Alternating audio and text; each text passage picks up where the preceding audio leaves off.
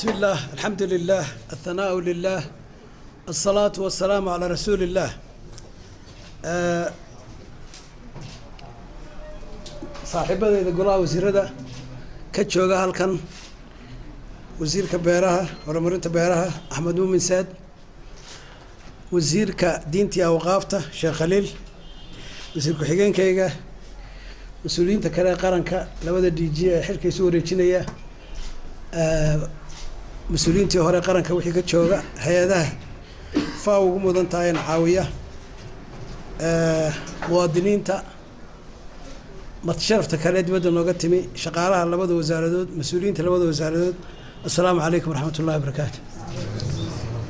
سلامت هذا بديت هل كان هذا البدن كما هرين وجب سida laga warramay sunnaha shaqada ah in kulba xilka la isku wareejiyo ayadoo macnaheedu yahay shaqada loo hayo qaranka ama ummadda reer Somaliland in la dardar geliyo kulba dhiig cusub ama afkaar cusub la raadiyo maxaan ku dhahdaa ayay tahay sunnaha shaqada in la isku wareejiyo wax ama la isu bedbedelo agaasimihi hore aan wasaaradda ugu yimi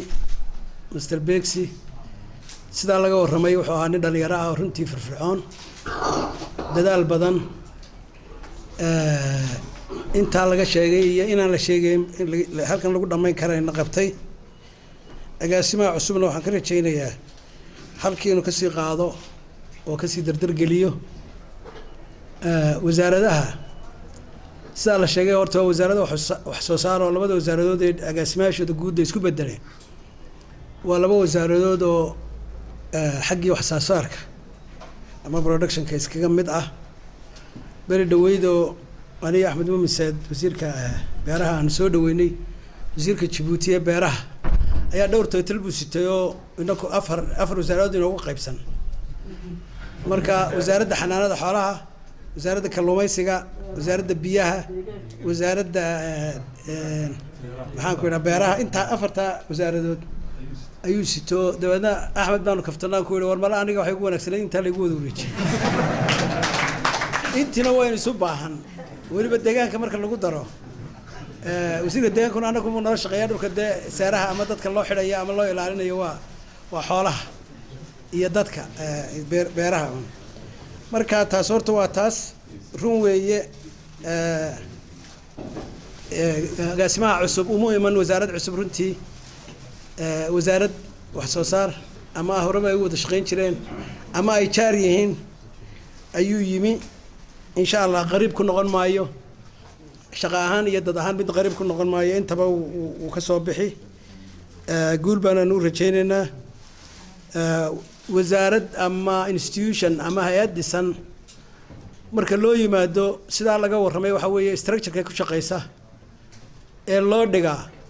ama sida bini'aadamku u nool yahay markaad eegto halbooliyaashina dhiiga qaado kale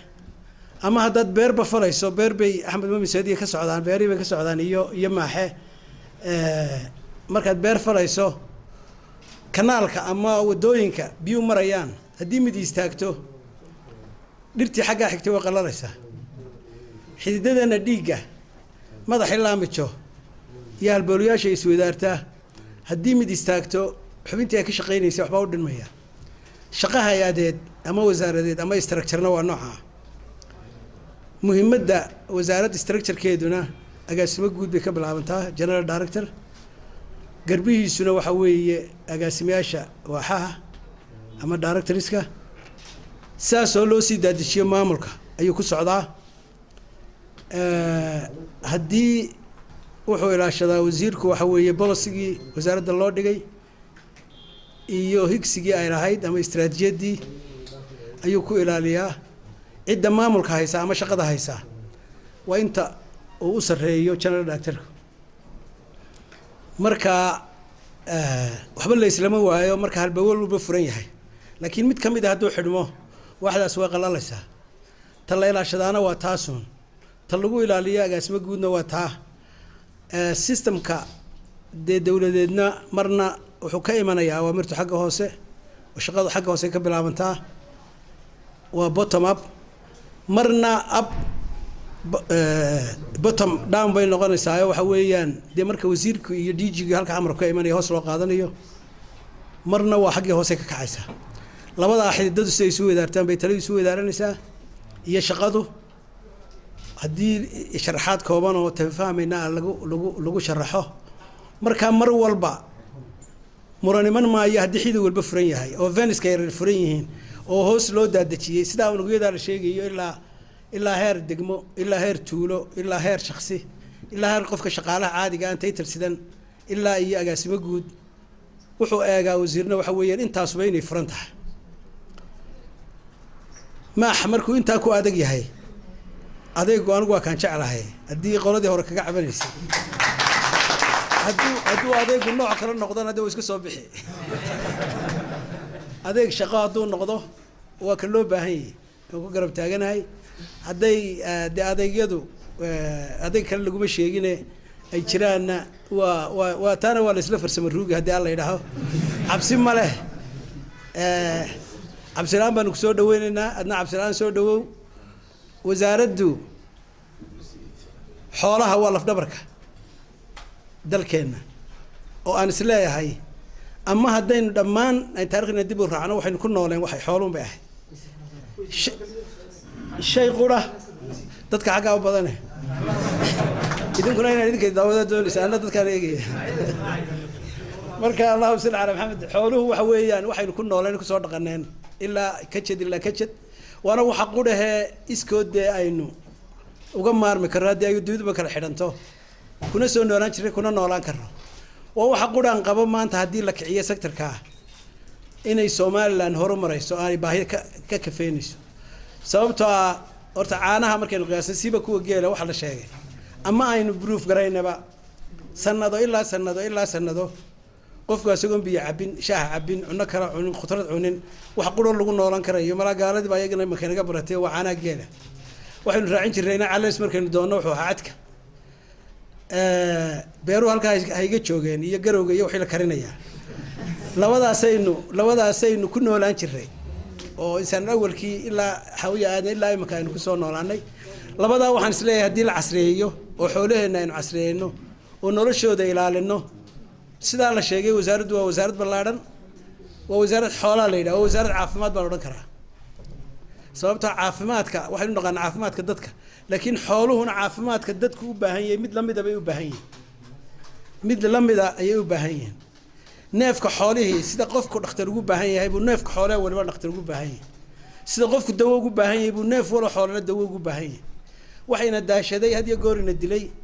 inakoo xoola leh ayaad arkaysaa nin dhowr boqol oo halaad lahaa oo maanta berri caydha ama sanadka bacdi caydha ama nin dhowr kun oo adhi lahaa oo 10 neef soo hadhay waxayna dilay waxa weeyaan waa cunnada xoolaha biyaha iyo cudurka saddexaasunbaa ayuunbaa xoolaheena mariya saddexdaa haddaynu ka ilaashano sida nafteenaba saddexdaa uga ilaalinayno dadku gaajada wuu iska ilaaliyaa maxaan ku dhahay caafimaadkiisa wuu ilaashadaa biyaha dee wuu u baahan yahay kama maarmo saddexdaa haddaynu xoolaheena u ilaalino qani baynu noqonaynaa xooluhuna marna wayna kan cunayna ee cabbayna caanahoodii marna waa inoo dollar ama waa inoo dee tijaarado wayna ka dhoofinayna marka dollarkii iyo lacagtii adkaydna asagaa inoo ah oo waxa caalamku la yaabay Somaliland maxay la noosha ee cid walba ay timi ay soo dardarcisay inaan cid ma caawiso cid wax ma siiso siday u noolyihiin saynu u nooleen waa siday ilaa insaanku u nooleen waa nolosha xoolaha marka hawl fara badan oo anigu markaan hay wasiirkii imaka xanaanada xoolaha iyo kalluumaysiga markaan qiyaaso sectorka xoolaha hawl fara badan baa u hadhay Somaliland inay xoolaheeda fadhiiso way ilaahay mahadii dadkeenu way soo fahmayaan geeli imaka waa la fadhiisinayaa caani boori waxaynu kaga maarmaynaa caanihii geela marka dadka ay ku filaadaan berri waxaynu keenaynaa warshadiyo waa la dhoofinayaa wixii ama aan la garanayn ee boodhaa lagu sheegayay ee laynoo soo cadcadeyn jiray sun iyo saabuun waxay yihiin aanaynu garanayn maantaba way sii yaraanayaan caanaheenni xoolaheenaynu ka maalayba ayaa kuwaasoo aynu caafimaadkooda iyo cadkooda ilaashano oo tiraynu dhaqanaayo tayadana ku daro xoolaha aynu caanaha kordhino hilibka kordhino oo suuqyada adduunka ku tartanno ayay noqonaysaa sectorka kalluunkuna waa la mid labaduba wax lagu noolaan karayo kaas waaba inaga fadhiya asagu wuxuu inooga fadhiyaa aqoonteedii baan dadku lahayn waxa la yiraahdo research oo hagaagsan oo ama study laga sameeyay ma jiro cid waloo gashaana inta badan imaka waa failure ba ku yimaado way ku khasaarta laakiin wasaaradda bolisiga imaka wada waxa weeye in caalamkana la kaashato in study la sameeyay research xagga hoose laga soo bilaabo dadkeenu wuxuu buu iska caashaqaa markaas ku dagaa inta millions of dollars waxa galiyo ku khasaaraa laakiin aynu xaggii hoose inaka u hayna cilmi baaristeedii aynu wax walba dhaqaajino dad fara badan oo baac mushtari ama dhaqaalaha haysta baa hungureynaya sektorka kalluunka inaynu horumarino kalluumaysiga marka ayagana taladaan siinaa koobaad waxa weeye study-ga xukuumaduna way wadaan ayaguna inay nala wadaan dabeedna aynu si mug loo gallo bad dheer baa ilaahayna siiyey oo la cawriyo ilaahay cawrida ha inooga haye kama se faa'iideysano xoolaha inoogu jira nimcada inoogu jirta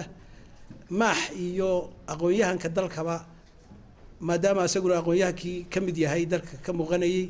waxaan rajaynayaa waxa weeye taa in lagu ururo aqoonteeda oo research laga sameeyo oo study laga sameeyo oo in wax soo saarka dhabta ah aynu ku magacaabanahay jiro oo aynu kaga maarano gacan ajnabi ayaa loo baahan yahay beeruhuna waa sidaas leeg marka laga dhaliyo ilaahay xamdigii halka ay marayso wali ma aha halkii aynu ku nasan lahayn xoolo iyo beero iyo wax kasta oo wax soo saaro aynu qabanaa halkan waxa ay hadhay oo inta inaan ku daro inaynu u kala wareejino xilkii labada DG-ga ka tagay shaqada imaka sida uu sheegay dawladana ka tagi maayo shaqadana ka tagi maayo horta wasaaraddu wali ka tirsan yahay maanu fasaxin intuu shaqo kale helayana tabarruc buu ku shaqeynayaa DG-ga cusubna waa ku ballansan yahay marka nin la nacay ma aha ninkaas dadkii hore shaqada ka tagi jiray